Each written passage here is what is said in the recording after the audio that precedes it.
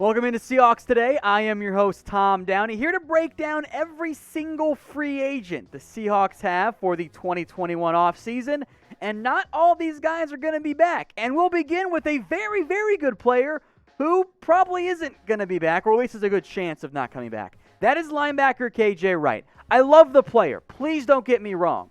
But for an organization that has already paid Bobby Wagner significant amount of money, and spent a first-round pick on Jordan Brooks and a third-round pick on Cody Barton, I don't know if you want to throw big-time money at a soon-to-be 32-year-old linebacker. I don't think that's a path this organization really should pursue.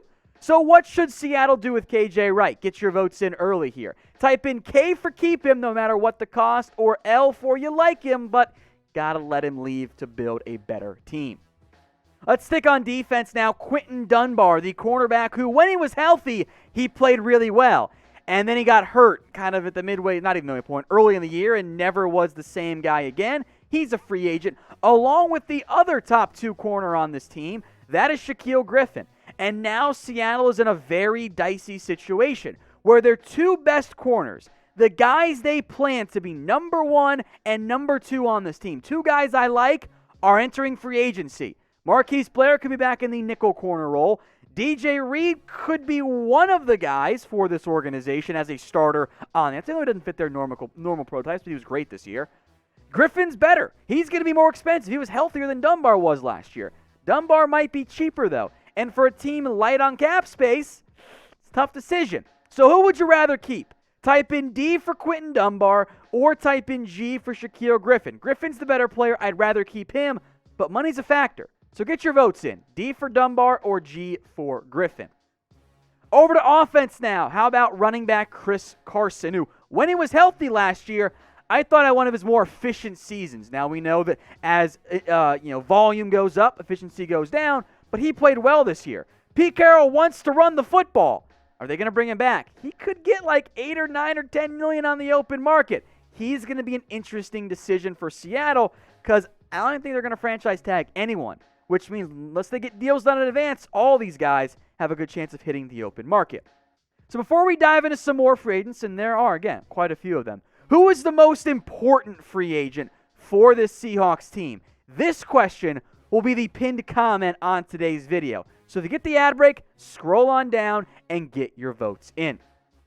Another back now, Carlos Hyde was not as good as Chris Carson. I wanted to group them near each other because they're both free agent backs, of course. I am lukewarm on bringing back Hyde. If he's the vet min, sure, okay. But honestly, I'd rather see what Rashad Penny can do if finally healthy. I'd rather see DJ Dallas or Travis Homer get a little bit more role and run than Hyde, since I just don't think he has it anymore. One very quick aside here, by the way, on this position in general. Alex Collins is technically already a free agent because of the weird NFL practice squad rules. Collins is already out there. He can sign with anyone at any point. So I'll list him on the depth chart, but not in this particular video. So Hyde, again, a pending free agent. I am not really concerned if he comes back or not. They can find a at least even option. Back to defense now. Benson Mayowa continues to put up solid, if under-the-radar seasons. He was consistently productive in terms of pressures, always seemed to be around the football, at least in terms of getting after the quarterback. And he's your second-best pass rusher, opposite Carlos Dunlap. I don't think he'll be that expensive. I would like to bring him back. One player who is easier to bring back is Poona Ford, the very undersized but very talented, at least in terms of height he's undersized, defensive tackle for Seattle. He is a restricted free agent, which means Seattle can tender him and either get a draft pick back or just pay him a pretty team-friendly amount of money. You could hit him with the second-round franchise tag tender and pay him a little over $3 million. I'm going to do that in a heartbeat. There is zero reason that Poona Ford should not be back on this team in 2021. Do they get a long-term deal done with him? I don't know. That's a whole separate conversation. But if I'm Seattle, this is one of the easiest calls to make in the offseason. Hit Poona Ford with the second-round tender, pay him a little over 3.3, I think is closer to the exact number, and have a really good run-stopping defensive tackle. It's an easy call for Seattle. Now, what should be an easy call for you guys out there is getting your wife or your girlfriend, your significant other, whoever it is, something nice this Valentine's Day. And that's Maybe it's just Flowers. Maybe she wants more. She probably does in the end. Head over to chatsports.com/flowers. That link will save you 15% off all flowers and gifts as well. chatsports.com/flowers. I'll put that link in the comments and in the description. Maybe she just wants flowers. Maybe she's a chocolate kind of girl as well. They got all kinds of stuff. It's flowers, it's gift bags, gift boxes. Awesome selection there. Go over now. Do not delay any longer. If Valentine's Day, it's almost here. You wait any longer, and you're going to end up in the doghouse. And I don't want that for you. So let me help you. Head over to chatsports.com/flowers. Let's talk tight end now. Jacob Hollister. I like the player. He probably was a bit overpaid based on his production this past season. I am very curious to see what Hollister ends up getting on the open market. He might go somewhere else where there's an easier path to playing time and or there's just a little bit more money available for him. I like the player, but he might just price himself out of Seattle. Now for the ageless wonder veteran, longtime Seahawk Luke Willson. He's either back on the vet min or he's not on the team. Like, if you want to make him your tight end 3, okay, I'm fine with that. But if you keep Hollister, I think he's gone. There's no reason to keep throwing and keep bringing back Willson. I think Seattle in particular wants to see what they can do with Colby Parkinson, the former fourth-round rookie last year, at least, out of Stanford. You have Will Dissly. You have Parkinson.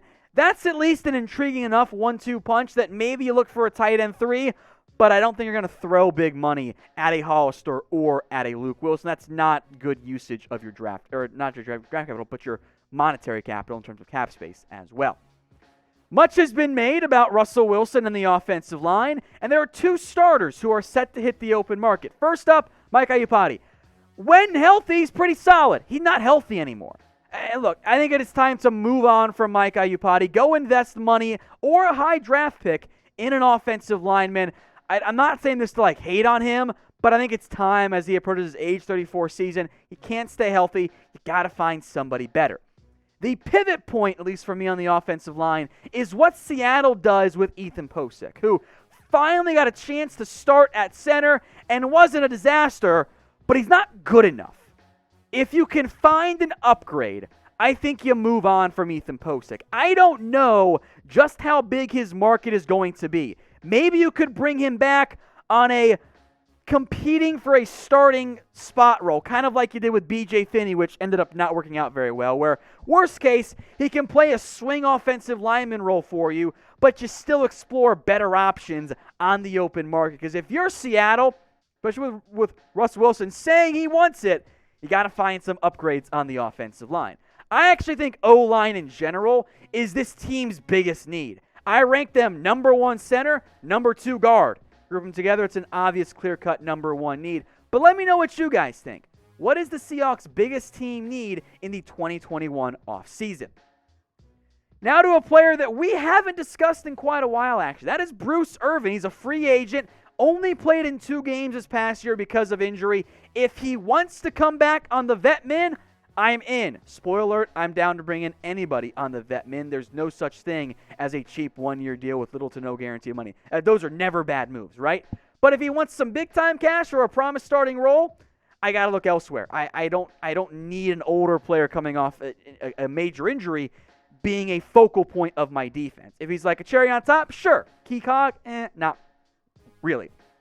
Shaquem Griffin next up here, a restricted free agent. Do you want to pay him almost $3 million? Probably not. Do you just tender him or non-tender him? Maybe. Tricky situation there. I like him for special teams. Unfortunately, with the way he's played in the NFL, I don't think Griffin is ever going to be a true full-time starter for this organization. If he's like your 5th or 6th linebacker, I'm fine with that. But how much do you want to pay that guy? I don't want to pay a significant amount of money, so love the story, like the player. It's going to come down to a cost analysis here, and I think that could be an issue for Griffin and Seattle. Next up is Cedric Ogbuehi, the kind of swing tackle this year for the Seahawks. I don't think he's that good. I am down to bring him back on the cheap, but otherwise, why would I pay big money? Same is true for Jordan Simmons, who played a little bit for Seattle. I was pretty unimpressed. Much like Shaquem Griffin, he's a restricted free agent. They could go the Hollister route of bringing him back and maybe even cut him closer to roster cuts, but I don't want to, again, invest big money on these guys. We're getting now towards the bottom of the barrel in terms of free agents, so we'll go a little bit quicker overall. But if you guys want more free agency videos, maybe some potential targets on other teams, hit that big red button and subscribe. That way you guys don't miss out on anything. Let's talk receivers now. David Moore is first up here. Again, I like the player. I think you can do better at wide receiver 3. If he's my 4th receiver, I feel pretty good.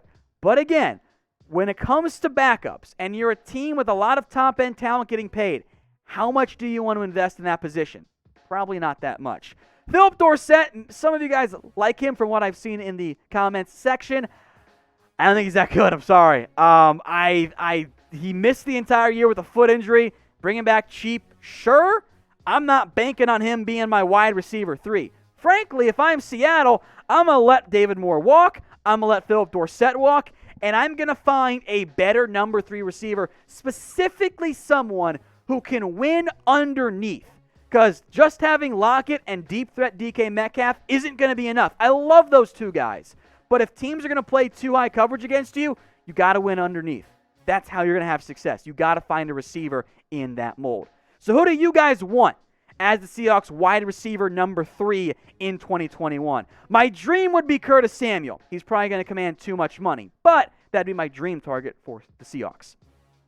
More players here again, lesser free agents. Neiko Thorpe, special teams guy, he's 31, vet min or no deal. Geno Smith will probably be back in some capacity because the Seahawks just like having him around as the backup quarterback, but again, he's going to be cheap. Same with Nick Bellore, the team's fullback, who 1 carry this year. He'll probably re-sign and then get cut at roster cuts and then get brought back because that's what always ends up happening to him, it seems like. All right, Branden Jackson, the defensive lineman. I did want to include him. I am not sure he's going to be able to play football. Again, remember, he had the concussion neck issue, and then it was revealed there was a spinal condition that the team doctors discovered. I am not sure he plays football again, but he is technically a pending free agent. All right, Damontre Moore, the troubled but talented defensive lineman, flashed a little bit, kind of like in the Bruce Irvin mold. If he wants to come back on a 1-year non-guaranteed deal to compete for a roster spot, sign me up. But I'm not assuming he fixes anything. All right, Jonathan Bullard, kind of a similar mold there, was a late midseason pickup, I should say, off of waivers. He's fine. He's nothing special, just a depth piece in the end. DAMARIOUS RANDALL, part of the, we're going to sign all of the veterans and then bring them for a 1-year deal and see if they stick around or not. I'm whatever on him. Same with LANO Hill. Again, a backup safety who really has not lived up to his draft pick expectations for Seattle. If he comes back cheap, awesome. Otherwise, what's the point, right? Now, I do want to wrap up today's video with a note on some exclusive rights free agents. What that means, these are players who have a very simple offer in front of them. Seattle says, hello, we have your contractual rights for 2021. You can take what is basically the vet minimum, or you cannot play football next year.